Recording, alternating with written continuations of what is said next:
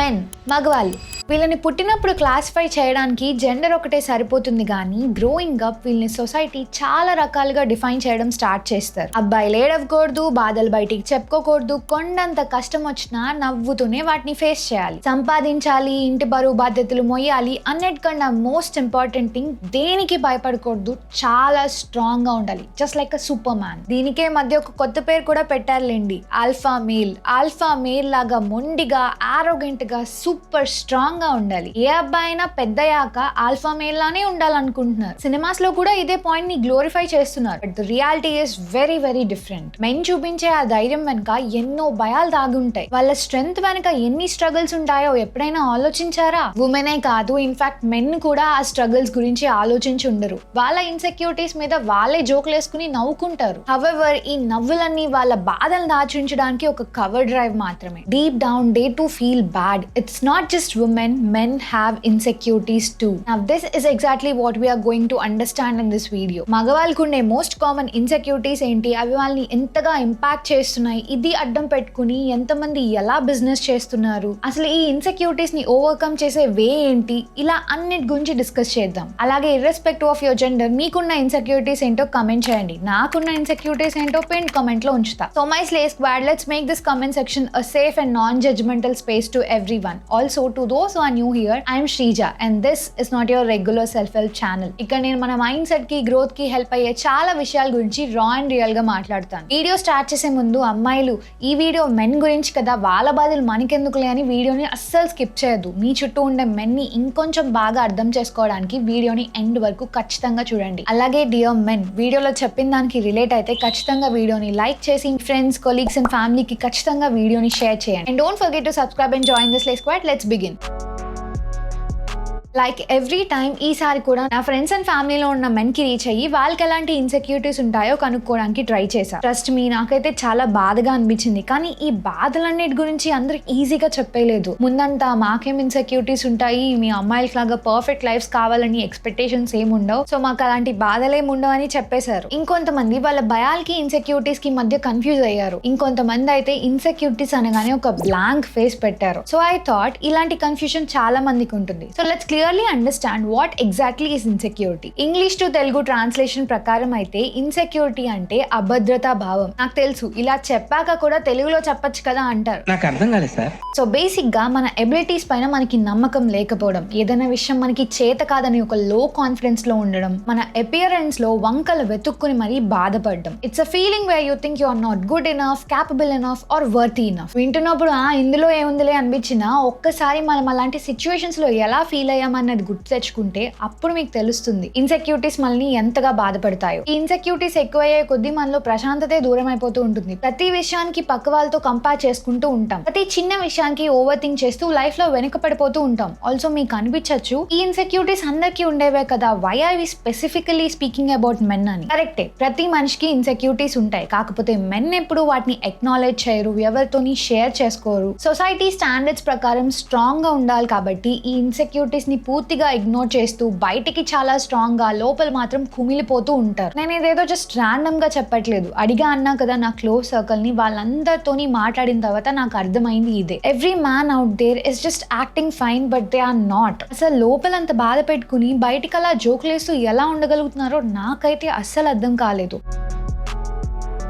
ఇప్పుడు నేను చెప్పబోయేది most common insecurities of men గురించి. క్లారిటీ కోసం వీటిని రెండు టైప్స్ లో డివైడ్ చేద్దాం. First type surface level insecurities, అంటే బాడీ ఇమేజ్ కి సంబంధించిన ఇన్సెక్యూరిటీస్ అన్నమాట. ఇందులో మొదటిది పాట్ బెల్లీ, పొట్ట. ఏదో అందరూ ఫన్నీగా ఈ పొట్ట మీద జోక్లు వేసుకుని నవ్వుకుంటారు కానీ నిజానికి మగవాళ్ళలో ఈ పొట్ట ఒక సీరియస్ ఇన్సెక్యూరిటీ. అద్దంలో చూసుకున్న ప్రతిసారి ఈ పొట్ట ఒకటి తగ్గిపోతే బాగుండరా నాయన అని అనుకునే ఉంటారు. నలుగురు ఉన్నప్పుడు, ఫొటోస్ తీసుకున్నప్పుడు ఊపిరి పెట్టుకుని పొట్ట లోపలికి లాక్కుని ఉండడం, సన్నగా కనిపించడానికి top to bottom black outfits, loose and baggy outfits వేసుకోవడం, షాపింగ్ చేస్తున్న ప్రతిసారి నెక్స్ట్ సైజ్ అవుట్ఫిట్స్ కొనుక్కోవడం, ఇలా పొట్ట మీద నుంచి అందరి ఫోకస్ ని డైవర్ట్ చేయడానికి ఎన్ని తిప్పలు పడాలో. ఇంట్రెస్టింగ్లీ ఈ పొట్ట పాతకాలంలో అయితే ఒక స్టేటస్ సింబల్. బికాజ్ అప్పట్లో మనకి పొట్ట ఉండడం చాలా rare. Most of the men వ్యవసాయం చేసేవారు, సో వాళ్ళకి పొట్ట ఉండే ఛాన్సే లేదు. ఇంకా ఇంట్లో కూర్చుని ఆర్డర్లు వేసే బాగా డబ్బున్న వాళ్ళకి, అదే జమీందార్ లాంటి వాళ్ళకి పొట్ట ఉండేది. అందుకే అప్పట్లో పొట్ట ఉంటే వాడికి బాగా డబ్బు ఉందని అర్థం. కానీ కానీ ఇప్పుడు పొట్టుంటే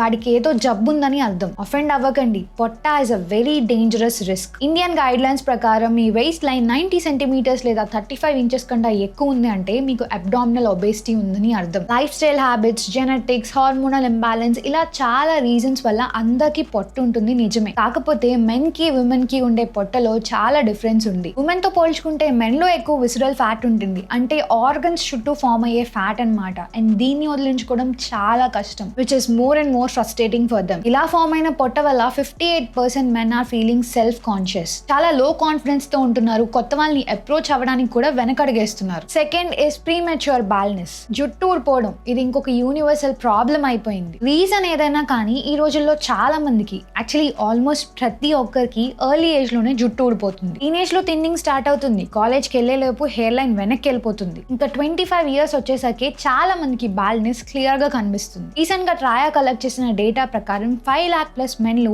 అండర్ 25 ఏజ్ గ్రూప్ లో ఆల్మోస్ట్ 60% హెయిర్ లాస్ ని ఎక్స్పీరియన్స్ చేస్తున్నారు. And 13% men already receding hair line issues face చేస్తున్నారు. ఇండియాలో అండర్ 25 ఏజ్ ఉన్న మెన్ లో ఆల్మోస్ట్ 50% ఏదో ఒక రకమైన హెయిర్ లాస్ ని ఎక్స్పీరియన్స్ చేస్తుంటే 34% మేల్ ప్యాటర్న్ బాల్నెస్ తో డీల్ చేస్తున్నారు. ఇక్కడ ప్రాబ్లం ఏంటంటే చాలా మందికి వాళ్ళకి హెయిర్ లాస్ స్టార్ట్ అయిందని తెలిసే లోపే నెక్స్ట్ స్టేజ్ కి వెళ్ళిపోతున్నారు. అప్పుడే స్టార్ట్ అవుతుంది ఒక పోరాటం. షాంపూస్ మార్చడం, ఖరీదైన serums, scalp treatments, onion juice నుంచి మినాక్సిడిల్ వరకు, విగ్స్, పిఆర్పీస్ నుంచి హెయిర్ ట్రాన్స్ప్లాంట్ వరకు ప్రతి ఆప్షన్ ట్రై చేయాల్సిందే. బయటికి వెళ్ళాలంటే క్యాప్ మ్యాండేటరీ, పూల్లో దిగాలంటే భయం, ఎందుకంటే ఉన్న జుట్టు కూడా కనిపించకుండా పోతుందేమో అని. ఫొటోస్ తీసుకోవాలన్నా కూడా బాల్నెస్ ని కవర్ చేసేలాగా హెయిర్ ని ఒక యాంగిల్ లో సెట్ చేసుకోవాల్సిందే. ఇంకా అన్నిటికన్నా బిగ్గెస్ట్ ఫియర్ ఏంటంటే పెళ్లి. బట్టు ఉంటే ఏ అమ్మాయి ఓకే చెప్తుందన్న భయం. ఈ థాట్స్ అన్ని మెన్ ని మెంటల్ గా డిస్టర్బ్ చేస్తాయి. సొసైటీలో బాల్నెస్ ని అంకుల్ లుక్ లాగా ట్రీట్ చేయడం వల్ల ఇన్సెక్యూరిటీ రోజు రోజుకి ఇంకా పెరిగిపోతూ ఉంటుంది. నిజానికి ఇది వరకు ఏజ్ అయిపోతుంటే బాల్నెస్ రావడం స్టార్ట్ అయ్యేది, బట్ ఇప్పుడు ఏజ్ తో సంబంధమే లేదు కదా. బట్ మన జడ్జ్మెంట్ మాత్రం మారదు. బాల్నెస్ ఉందంటే వాళ్ళకి చాలా ఎక్కువ ఏజ్ అయి ఉంటుందని మనం ముందే జడ్జ్ చేసేస్తాం. ఈ జడ్జ్మెంట్స్ వల్ల, ప్రెషర్స్ వల్ల జుట్టు ఊడుతుందంటే చాలు మెన్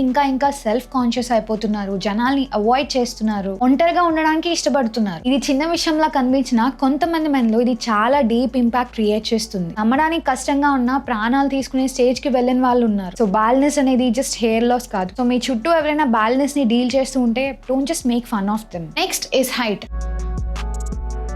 ఊహ తెలిసిన ఏ అమ్మాయికైనా నీకు ఎలాంటి అబ్బాయి కావాలని అడిగి చూడండి, ఫస్ట్ చెప్పేది 6 అడుగులు ఉండాలని. కానీ నిజానికి 6 feet అబౌవ్ హైట్ ఉండడం అనేది ఎంత రేర్ అంటే ఇండియా మొత్తంలో 6 feet అబౌవ్ హైట్ ఉన్న మెన్ పర్సెంటేజ్ సింగిల్ డిజిట్స్ లో ఉంది. జెనెటికల్ గా వచ్చే ఈ హైట్ ని కూడా ఏదో పెద్ద అచీవ్మెంట్ లాగా, గొప్ప క్వాలిటీ లాగా ట్రీట్ చేస్తాం కాబట్టి హైట్ తక్కువ ఉండే మెన్ లో ఇది ఒక మేజర్ ఇన్సెక్యూరిటీ. చిన్నప్పటి నుంచే స్కూల్స్ లో, ఫ్యామిలీ ఫంక్షన్స్ లో ఫ్రెండ్స్ తోని, కజిన్స్ తోని హైట్ కంపేర్ చేసి వీడు పొట్టోడు అని కమెంట్స్ పాస్ చేయడం మనం కామన్ గా చూస్తూ ఉంటాం. వీటి వల్ల ఎర్లీ స్టేజెస్ నుంచే బాయ్స్ లో ఈ ఇన్సెక్యూరిటీ బిల్డ్ అయిపోతుంది. And you know about boys, sudden గా హైట్ అయితే పెరిగిపోతారు, కానీ అలా పెరగలేని వాళ్ళకి ఇది లైఫ్ లాంగ్ ఒక మేజర్ ఇన్సెక్యూరిటీ గానీ ఉండిపోతుంది. అంతా పర్ఫెక్ట్ గా మెయింటైన్ చేసే హీరోలకి ఈ హీరో పొట్టోడు, ఇంకొంచెం హైట్ ఉంటే బాగుండు అని కమెంట్స్ పాస్ చేస్తారు. అలాంటిది రియల్ లైఫ్ లో సొసైటీ జనాల్ని రోస్ట్ చేయకుండా ఉంటుందా? ఈ రోస్టింగ్స్ ని లైట్ గా తీసుకోవడం అందరి వల్ల కాదు. బయటికి నవ్వుతూనే ఉన్నా లోపల మాత్రం చాలా బాధగా ఉంటుంది. ఈ బాధ పోగొట్టుకోవడానికి చాలా మంది హైట్ ఇంక్రీజింగ్ సర్జరీస్ కూడా చేయించుకుంటున్నారు. లిటరల్ గా లెగ్ బోన్స్ ని బ్రేక్ చేసి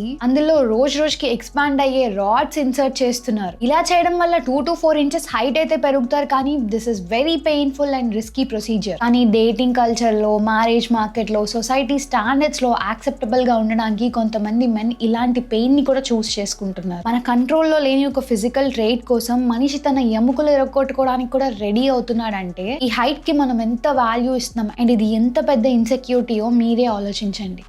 నెక్స్ట్ స్కిన్నీ బాడీ, అంటే మజిల్ తక్కువగా ఉండడం లేదా బాగా సన్నగా ఉండడం. అమ్మాయిలకి ఇలాంటి బాడీ టైప్ ఉంటే అదొక వరంలా ఫీల్ అవుతారు, కానీ అబ్బాయిలకి ఇదొక శాపం. ఎందుకంటే ఎవరు వాళ్ళని సీరియస్ గా తీసుకోరు. గాలికి ఎగిరిపోతావు, డబ్బాడొక్కు బాడీ, చీపిరి పుల్ల, ఇలా ఎన్నో రకాల పేర్లు. జిమ్ కి వెళ్ళరా, మ్యానప్, ఇవే వాళ్ళు ఎక్కడికి వెళ్ళినా వినిపించే మాటలు. బట్ చెప్పినంత ఈజీ కాదు. It's a body type. వాళ్ళు ఎంత తిన్నా వెయిట్ పెరగరు, ఎంత వర్కౌట్ చేసినా రిజల్ట్స్ తొందరగా కనిపించవు. కానీ సోషల్ మీడియాలో కనిపించే transformation, 6 pack body, body, unrealistic physics ఇవన్నిటిని ఎక్కువగా కన్జ్యూమ్ చేయడం వల్ల వాళ్ళలో రోజు రోజుకి ఇన్సెక్యూరిటీ ఇంకా పెరిగిపోతుంది. ఈ ప్రాసెస్ లోనే కొంతమంది పేషెంట్స్ కోల్పోయి steroids, extreme diets, unhealthy bulking లాంటి మెథడ్స్ చూస్ చేసుకుంటారు. ఇప్పుడు చెప్పినవి most common surface level insecurities మాత్రమే. ఇంకా మేల్ బ్రెస్ట్, బియర్డ్ రాకపోవడం, dark skin, crooked teeth, acne, body hair, feminine voice, ఇలా ఒక్కొక్కరికి ఒక్కో టైప్ ఆఫ్ ఇన్సెక్యూరిటీస్ చాలానే ఉంటాయి. And they don't even complain. Silent గా బాధపడుతూ సీరియస్ గా వాటిని కరెక్ట్ చేసుకోవడానికి ట్రై చేస్తూనే ఉంటారు. కానీ నెక్స్ట్ టైప్ ఆఫ్ ఇన్సెక్యూరిటీస్ మాత్రం వీటికన్నా చాలా డేంజరస్. బయటికి కనిపించవు కానీ మెంటల్ గా చాలా డామేజ్ చేస్తాయి. అవే ఇంటర్నల్ ఇన్సెక్యూరిటీస్. అసలు ఈ ఇంటర్నల్ ఇన్సెక్యూరిటీస్ తో బాధపడుతున్న మెన్ ని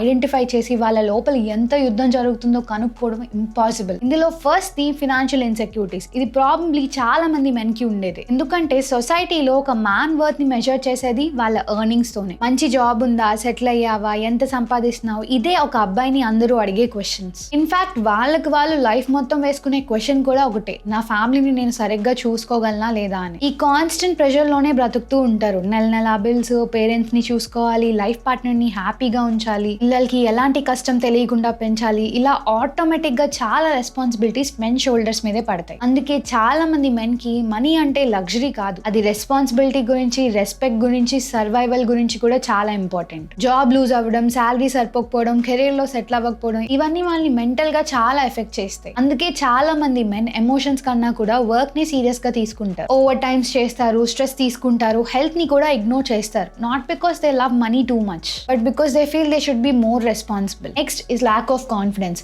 మెన్ కి కూడా లోపల చాలా థాట్స్ అండ్ ఎమోషన్స్ ఉంటాయి, కానీ చాలా మందికి వాటిని కాన్ఫిడెంట్ గా ఎక్స్ప్రెస్ చేయడం రాదు. చెప్పాలనుకున్నది ఒకటి, బయటకు వచ్చే మాటలు ఇంకొకటి. కొన్నిసార్లు రాంగ్ టోన్ లో ఎక్స్ప్రెస్ చేశారు, కొన్నిసార్లు రాంగ్ మాటలతో ఎక్స్ప్రెస్ చేస్తారు, ఇంకొన్నిసార్లు ఎందుకు వచ్చిందిరా గొడవ అని చెప్పి మొత్తానికి సైలెంట్ అయిపోతారు. పబ్లిక్ లో మాట్లాడడానికి భయం, ఇంగ్లీష్ సరిగా మాట్లాడలేదేమో అన్న భయం, గర్ల్స్ తో మాట్లాడడానికి నర్వస్ ఫీల్ అవుతారు, గ్రూప్ లో ఒపీనియన్ షేర్ చేయడానికి హెసిటేట్ అవుతూ ఉంటారు. ఇంకొంతమందికి నిజంగా స్టటరింగ్ అంటే నత్తి లాంటి సీరియస్ ఇష్యూసే ఉంటాయి. అలాంటి టైంలో వాళ్ళకి వాళ్ళే ఇంట్రోవర్ట్ అనే ట్యాగ్ ఇచ్చేసుకుని సైలెంట్ గా ఉండిపోతారు. కానీ నిజానికి వాళ్ళేం ఇంట్రోవర్ట్స్ కాదు, బయటికి ఉన్నది ఉన్నట్టుగా చెప్తే అవతల వాళ్ళు ఏమనుకుంటారో, ఎలా జడ్జ్ చేస్తారో అన్న భయం అంతే. Next is emotional insecurity. Boys ని చిన్నప్పటి నుంచి ఏడవకూడదు, స్ట్రాంగ్ గా ఉండాలి అని పెంచుతారు కదా, సో వాళ్ళకి ఎమోషన్స్ ని ఎక్స్ప్రెస్ చేయడం కన్నా వాటిని దాచుకోవడమే ఎక్కువ అలవాటు అయిపోతుంది. బాధ వచ్చినా నేను బానే ఉన్నా అంటారు, హర్ట్ అయినా సైలెంట్ అయిపోతారు, స్ట్రెస్ ని కూడా కోపంలాగా బయటకు చూపిస్తారు. నిజానికి వాళ్ళకు కూడా సపోర్ట్ కావాలి, మేమున్నా అనే ధైర్యం కావాలి, అప్రిసియేషన్ కావాలి. కానీ ఎమోషనల్ గా వల్నరబుల్ గా ఉంటే అది వీక్నెస్ కి సైన్ అని నమ్ముతారు. అండ్ వర్స్ట్ పార్ట్ ఏంటంటే సొసైటీ ఎప్పుడు మెన్ ఎమోషన్స్ ని సీరియస్ గా తీసుకోదు. అందుకే చాలా మంది మెన్ బయటకి స్ట్రాంగ్ గా యాక్ట్ చేసినా లోపల మాత్రం స్ట్రగుల్ అవుతూనే ఉంటారు. Next is sexual insecurities.